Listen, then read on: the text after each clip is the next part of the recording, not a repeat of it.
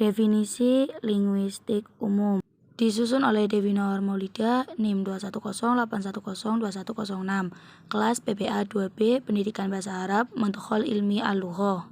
Selanjutnya, pengertian ilmu linguistik secara etimologi. Linguistik adalah kata serapan dari bahasa Inggris dari kata linguis. Kata ini merupakan kombinasi dua kata, yaitu linguis dan imbuhan kata is. Kata linguis sendiri adalah kata hybrid atau campuran dua kata dari bahasa yang berbeda, yaitu kata lingua dari bahasa Latin imbuhan artian sufiks, akhiran sufiks is dalam bahasa Inggris.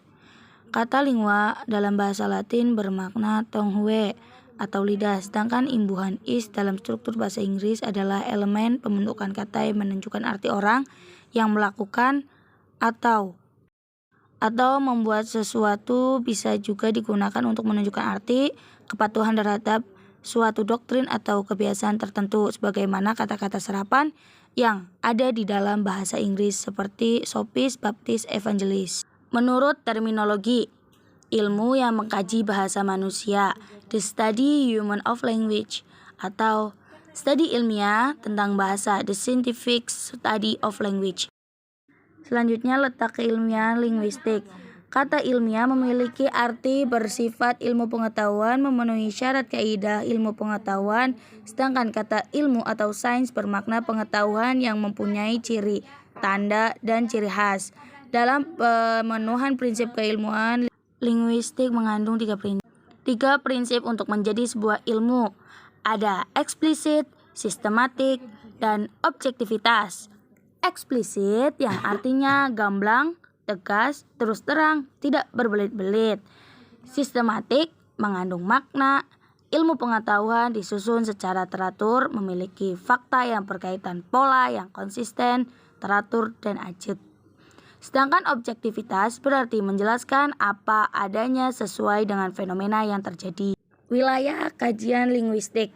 Mikrolinguistik, studi bahasa yang berkaitan dengan struktur sistem bahasa tanpa memperhatikan cara sebuah bahasa diperoleh, disimpan di otak, atau digunakan dalam berbagai fungsinya. Tidak pula memperhatikan mekanisme fisiologis dan psikologis yang terlibat dalam perilaku bahasa. Singkatnya, tanpa memperhatikan apapun selain sistem internal kebahasaan. Secara sederhana, mikrolinguistik dimaknai sebagai pendekatan analisa bahasa berdasarkan aspek internal bahasa yang ditelusuri dari bunyi, struktur, dan makna. Cabang kajian mikrolinguistik. Yang pertama, fonemologi, merupakan cabang linguistik yang berfokus dalam mengkaji bunyi dan sistem bunyi bahasa. Yang kedua, morfologi, merupakan cabang linguistik yang mengkaji struktur bentuk kata, utamanya melalui penggunaan morfem sebagai bahan pembentukan kata. Ketiga, sintaksis adalah kajian tentang prinsip-prinsip dan proses penyusunan kalimat dalam sebuah bahasa. Yang keempat, semantik adalah studi sistematis tentang makna, dan semantik dalam linguistik adalah studi tentang bagaimana bahasa mengatur dan mengekspresikan makna. Mikrolinguistik adalah bidang linguistik yang mengkaji bahasa, hubungannya dengan interdisipliner dan bidang terapan. Linguistik interdisipliner.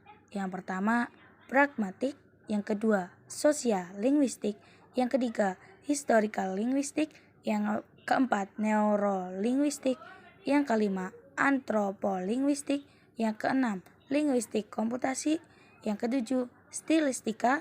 Yang kedelapan, dialektologi. Linguistik terapan. Yang pertama, linguistik edukasional atau pengajaran bahasa. Yang kedua, penerjemahan. Yang ketiga, perkamusan. Yang keempat, terapi wicara. Yang kelima, linguistik medis atau language pathology. Yang keenam, grafologi. Yang ketujuh, mekanolinguistik. Cukup sekian yang dapat saya sampaikan. Mohon maaf apabila ada kesalahan. Terima kasih. Wassalamualaikum warahmatullahi wabarakatuh.